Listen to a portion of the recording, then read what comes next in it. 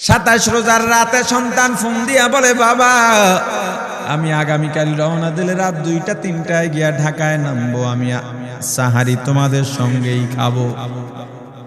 মা বসে আছে, মায়ের সন্তানের বাবাও বসে আছে, সন্তান আসবে। রাত্র 2টা-3টা হয়ে গেছে, সাহারির সময় হয়ে গেছে, সন্তানের খবর নাই। শেষ টাইমে মা বাবা সাহারি খেয়ে ফজরের নামাজ পড়ে দরজার মধ্যে অপেক্ষা করতেছে, সন্তানের খবর নাই। 8টা, 9টা, 10টা বেজে গেছে, মায়ের মনটার ভালো লাগে না।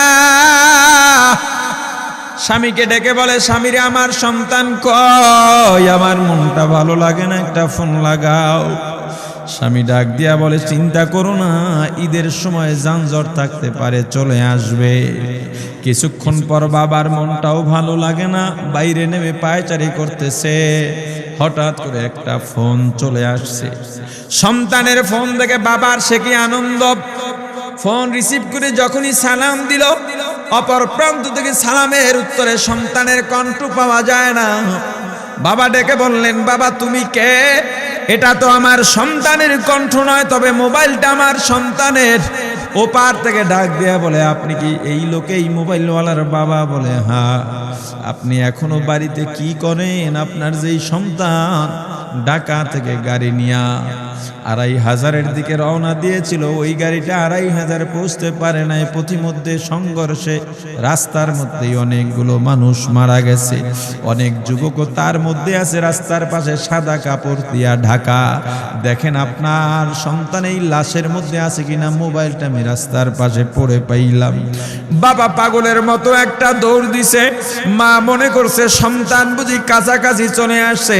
অন্যান্য সন্তানদের ডাক দেয়া বলে, তোরা কে, কোথায়, এদিকে আয়, তোদের ভাই বুঝি কাছাকাছি আসছে। আমার কলিজার টুকরা সন্তান, তোর বাবা যে আগায় আনতে গেছে, তাড়াতাড়ি নতুন চাদর বিছা, বালিশের কভার গুলো খুলে নতুন কভার লাগা, পানি গরম বসা, আমার সন্তান এসে গোসল করবে। আহারে সবাই ফুলের মেলা, ফুলের তোড়া নিয়ে অপেক্ষা করতেছে। 4টা বছর কলিজার টুকরা বাড়িতে নাই, বিদেশ থেকে আসবে। বাবা স্পটে গিয়া দেখেন অনেকগুলো লাশ সাদা কাপড় দিয়া ঢাকা। একটা একটা মাথার উপর থেকে কাপড় উঠান আর কৌতূহল বাড়তেছে, কাপড় উঠান আর কৌতূহল বাড়ে। হঠাৎ তাকায় দেখে কলিজার টুকরা সন্তান লাশের মিছিলে শামিল হয়ে গেছে। বাবা সন্তানকে ধরে কাঁদেন আর বলেন, বাবা এত আদর আপ্যায়ন, তোর জন্য এত প্রস্তুত রে বাবা। তোর মা তোর পথে বসে আছে রে বাবা, কি জবাব দিব বল? তুই যেদিন রওনা দিয়ে বিদেশ চলে গেলি, তোর মা সারা রাত ঘুমায় নাই, দরজায় গিয়া তোর পথের দিকে তাকা রইছি। কত রাত আমি মা আমি বাবা দেখলাম, তোর মা গভীর রাতে বিছানায় নাই, খুঁজতে খুঁজতে দেখলাম দরজায় গিয়া তোর মা কাঁদে। কত রাত তোর মা তোর জন্যে নামাজ পড়তে পড়তে রাত্রটা নির্ঘুম কাটায় দিছে রে বাবা। কত রাত তোর মা তোর জন্যে দোয়া করতে করতে নির্ঘুম রাত্র কাটায় দিছে। এই 4 বছরে 8টা ঈদ, ঈদের সময় আমরা নতুন কাপড় কিনছি, নতুন কাপড় পরছি। তোর মায়ের জন্য আমি নতুন শাড়ি এনে খাটের উপরে রাখলাম। ঈদের নামাজ পড়ে এসে দেখি কাপড়টা খাটের উপরেই আছে, তোর মা প্রথম ঘরেও নাই, মাঝের ঘরেও নাই, পেছনের ঘরেও নাই। খুঁজতে খুঁজতে গিয়া দেখি তোর মা কিচেন রুমে আছে। ওই নাস্তা নাড়াইতেছে, দুধ নাড়তেছে, দুধ উতলাইয়া পুইরা যাইতেছে, খবর নাই। আমি তাকায় দেখলাম তোর মায়ের 2 চক্ষু দিয়া টপ টপ করে পানি পড়তেছে। ডাক দিয়া বললাম, ওরে বিবি, ঈদের দিনে তুমি কেন কাঁদো? তোমার জন্য শাড়ি আনলাম, সেটাও কেন পরলা? তোর মা জবাব দিয়া বলছে, রে স্বামী গো, আপনারা যখন নামাজের জন্য রওনা দিয়া গেলেন, আমার অমুক সন্তান আপনার সঙ্গে যায় নামাজ দিয়া নতুন পোশাক পরে নামাজে রওনা দিয়েছে, কত সুন্দর লাগছে দেখতে। হঠাৎ করে তাকায় দেখলাম আমার কলিজের একটা মানিক আপনাদের সাথে নাই। আমার মনটার ভালো লাগে না, আমি ফোন দিলাম আমার মানিকের কাছে। ফোন রিসিভ করে বলে, মা নাস্তা বানাইছি, খাইছি, এখনো ছুটিতে আছি, আনন্দ করতেছি, ঘোরাফেরা করতেছি, কিন্তু আমি মায়ের মত। আমি বললাম, বাবা তুই আমাকে পেটে ধরিস নাই, আমি তোকে পেটে ধরছি। আমাকে খুশি রাখার জন্য কত কথাই না বললি, ঈদের টাকা পাঠাইলি, তোর টাকা দিয়া তোর বাবা জামা কিনছে, তোর ভাইরা জামা কাপড় কিনছে, তোর টাকা দিয়ে পরিশ্রমের টাকা দিয়ে আমার শাড়ি কিনছে, গহনা কিনছে, কিন্তু তোর পাশে আমি হাতুড়ের বাড়ির শব্দ কেন পাই? আমার সন্তান বলতে চায় না, পরে বলে, মাগো কাজ করতে আসছি, টাকা নিয়ে কাজ করি, ঈদের দিনেও আমাদের ছুটি দেয় না। ওরে স্বামী বলেন, ঈদের দিনেও যেই সন্তান কাজ করে, এই শ্রমের টাকার শাড়ি আমি মা কেমনে পরব রে? ওরে বাবা, আজকে তুই আসবি, খবর শুনে তোর মা এক সপ্তাহ আগের থেকে ঘুমায় না, তোর জন্য কত রঙের পিঠা বানাইছি, তোর জন্য কত আয়োজন, আমি তোর মাকে কি বলবো বাবা বল।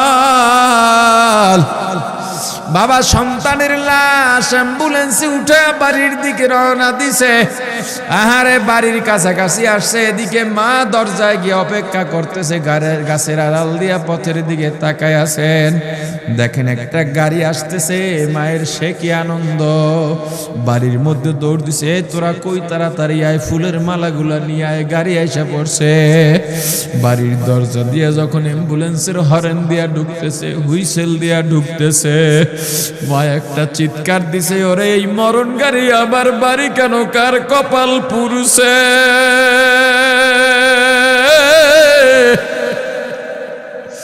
অ্যাম্বুলেন্সের দরজা খুলে তাকায় দেখে কলিজার টুকরা সন্তান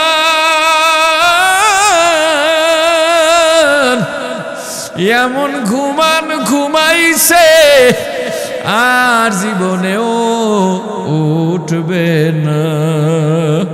মা কাঁদেন আর বলেন, ওরে বাবা এটা তোর বিছানা নয়, নতুন চাদর বিছাইছি। বোন কান্দে আর বলে, ভাই আরে তোর জন্য ফুলের মালা পরাইছি, ফুলের মালা বানাইছি, একটু মালা পরাবো। মা ডেকে বলেন, রে সন্তান, 4টা বছর আমি তোর মা ডাক শোনার জন্য অপেক্ষা করছি, তোর জন্য গরম পানি করছিলাম, গোসল করবি, সেই গরম পানি যে তোর জীবনের শেষ গোসল হবে বুঝি নাই।